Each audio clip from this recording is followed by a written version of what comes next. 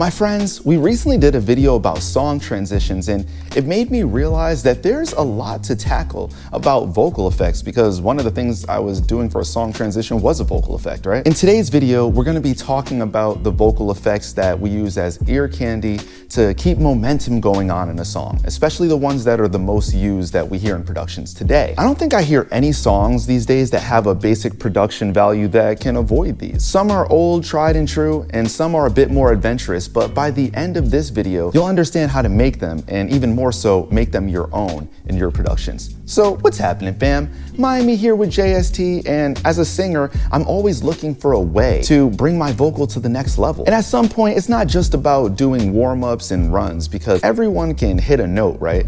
It's more about finding a way to take that vocal and make it interesting to the listener. Yeah, like I said a second ago, everyone can hit a note, but from a production standpoint and a mixing standpoint, when you go to do certain effects, everyone has a different mindset, and it's always gonna come out different with the person that's touching it. And that's the beauty of being a mixer or producer, really getting to create something new every time that you sit down at your computer. We're gonna start slow and build with this one. Let's start with the most used vocal effect that we probably hear these days, and that would be a lo-fi vocal. Most of the time when I do that, I'll use something like Howard Benson Vocals. I'll click the lo-fi button and it'll just give me the instant result that I want. I know, the time is running out, but it doesn't seem too fair. I swear I'm gonna get there.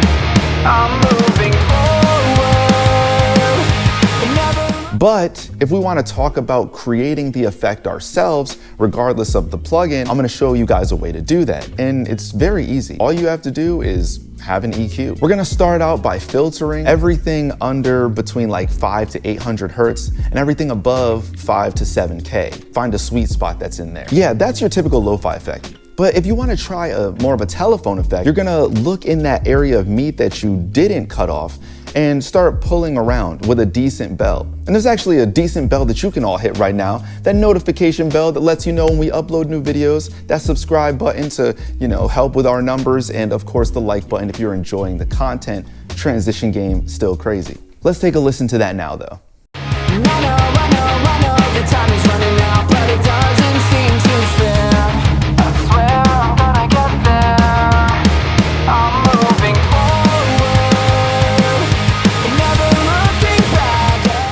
Now that's an effect that you've heard a million times before and is definitely the easiest to do by hand. All you had to do was cut out the subs, and I'm not trying to cut, no, I'm kidding. No more transitions for this video. Let's get back to the meat. The next vocal effect that I want to talk about is vocal saturation. And this is one that we hear a lot in rock music these days, especially in metal, but I've been hearing it come up a lot more in pop and grime, especially trap rap. A lot of these artists are using it too. The point is to add a distortion or like a sweet saturation to the signal, not anything like if you were just clipping a vocal, like a completely different type of distortion. And there are a ton of different ways to do this. I've done it by running a vocal through an entire amp synth, then I've tried it by just running it through a guitar pedal before. And once again, you could use Howard Benson Vocals and use the grit knob, and just by turning that up, it'll give you the type of saturation and grit that you need on a vocal. Point blank, it's really good at making something stand out, and a way that I like to use it is sometimes right before a chorus hits like that last line, you just have it build and hit a bit more. It gives some anticipation for the next part that's coming in. Now, we're gonna take a normal vocal and we're gonna test this out with a couple of the things that I mentioned and see which one that we like the best and what fits it. pressure like a heart attack. Even when I try, even when I lie, I'm still wrapped in chains, pulling side to side. I'm so sick of being blind. I lived all it's running out, but it doesn't seem too fair. I swear I'm gonna get there. I'm moving forward, never looking back. Every mistake I made is going in the grave. See what I mean? A lot of different ways to get to the same thing, but oh so satisfying when it's done the right way. Now on to the next effect that I feel makes a production larger than life. Making a vocal feel like a choir. Now, this is a combination of a few things. You can use a doubler or choir plugin. You can sing something a bunch of times, trying to sound slightly different every time, but when you nail the effect, it's one of the best feelings because it starts feeling like an anthem. Imagine yourself in an arena with a bunch of people holding your lighters up. That should be the exact feeling that we have when we aim for this effect. Not too long ago, I did a video of myself doing something like this. I sang something 30 times and then I compared it against a plugin, and both had great results, but like it was just easier doing it in the box. I mean, because I was exhausted afterwards. So let's just do that. Let's go in the box and dial in something like this that has that big anthemic feel. I'm gonna get there. I'm moving forward, and never looking back. Every mistake I made is going in the grave. I'm running faster with every step I take. This time I'll find my way. I swear you'll know my name. No time left. Doesn't that sound sick? And it hardly took us anything to get there. Gotta love the digital age, my friends. And if you were big on how that sounded and want to get your vocals sounding that way without having to track a million times, make sure to go and click the link in the description below to get your free copy of Howard Benson Vocal Multiplier today. And there's actually one more thing that this plugin does that I think about when I think about new age effects, and that's the lower octave. So if you've listened to any hip hop or pop as of late, it's really hard to miss this one. It's just a pitch down vocal of the main take, and then it's kind of tucked in underneath to give a lot of body to the vocal. One thing that I suggest when doing things like this is to automate it. Don't just leave it on the entire time, but have it coming in and out on parts that you specifically want to emphasize. It's going to make them hit a lot harder in the song. And let me show you exactly what that sounds like. Caught in between a rock and a hard place, trying to figure my way out. Where the hell do I belong? Trying to find just where I count. But I know that running never gets me anywhere. And I know the time is running out, but it doesn't seem too fair. I swear I'm gonna get there. I'm moving forward, and never looking back.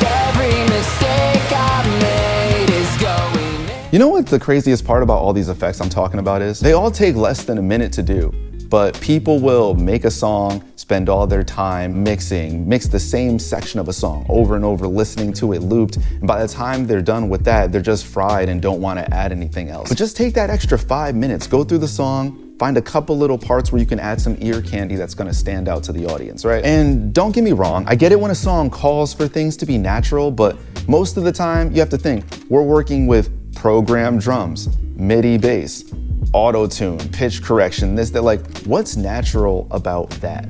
Not too much. So I don't think that there's anything wrong with using other effects because all of those things are the same thing. And that brings me to our last effect, which is also one of my personal favorites, vocoding. When I listen to Sleep Token sometimes, I hear this tucked in the back, but there's one track that really brings it to the forefront for me. It's called Fall For Me.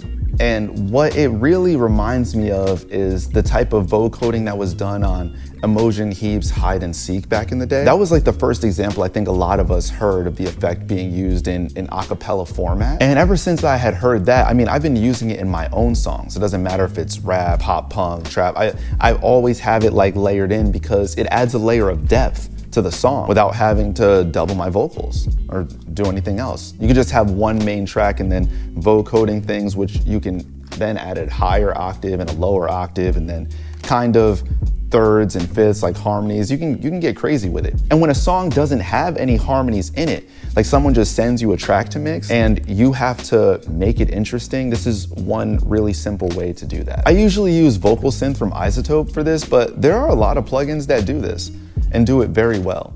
Let's take an example right now. Caught in between a rock and a hard place, trying to figure my way out. Where the hell do I belong? Trying to find just where I count. I know that running never gets me anywhere. And I know the time is running out, but it doesn't seem too fair. I swear I'm gonna get there. I'm moving forward, never looking back. Every mistake I made is going in the grave. We we've been using these type of effects in songs for a really long time, and they don't really get old. Along with talk boxes and anything that alters the voice in an almost Daft Punk styled way. If I were to say which of these effects is used the most often, I would definitely say the lo-fi effect, telephone effect, right? Like that's used more than I think any other vocal effect, period. When I say effects, I'm not talking about things like delay and reverb and all that stuff. Like obviously that's on every song. And if I was to say which one isn't used enough, it would definitely be the chorusing or widening style effects, because when you have a single vocal take and you get to a chorus, it's really hard to make it hit and feel large, because most of the time when you're working on a song that has rhythm guitars, right, they're already panned out to the side, so the sides are pushed. And if you only have one vocal dead down the center, it's really hard to make it stand out when the chorus comes in, because nothing new is happening. So the easiest way to make it stand out is to activate an effect like a doubler or a widener there, or to triple track the vocals, either of those things. But it's just what brings life to the chorus and helps it have impact. But let's go over all of these one more time. Lo-fi vocals, vocal saturation, choir and chorusing effects, lower octave effect, and vocoding. These are some of the most used effects of today, yesterday, and tomorrow. And without having to spend too much time, you can do any of these with ease. What's stopping you or holding you back from being creative when the opportunity to do so is right in front of you with a couple clicks of a mouse? Every month that I spend producing and mixing, I try to get one more skill down when it comes to effects, and they always come in handy for me. You've never learned enough when it comes to your job, and there's always someone out there that knows more than you and has spent more time doing what you're doing than you've done. And that's why you have to stay on top of this stuff. Are these effects that you already use? Or have I sparked an idea for you to try something new? Leave it in the comments below, my friends, and I will chat with you like I always do. If you're an engineer on the come up, give this video a thumbs up. Don't forget to subscribe, you only have to do it one time, and tap that bell for notifications so when a video drops, you know the location. Till next time, my friends, I'm out of here.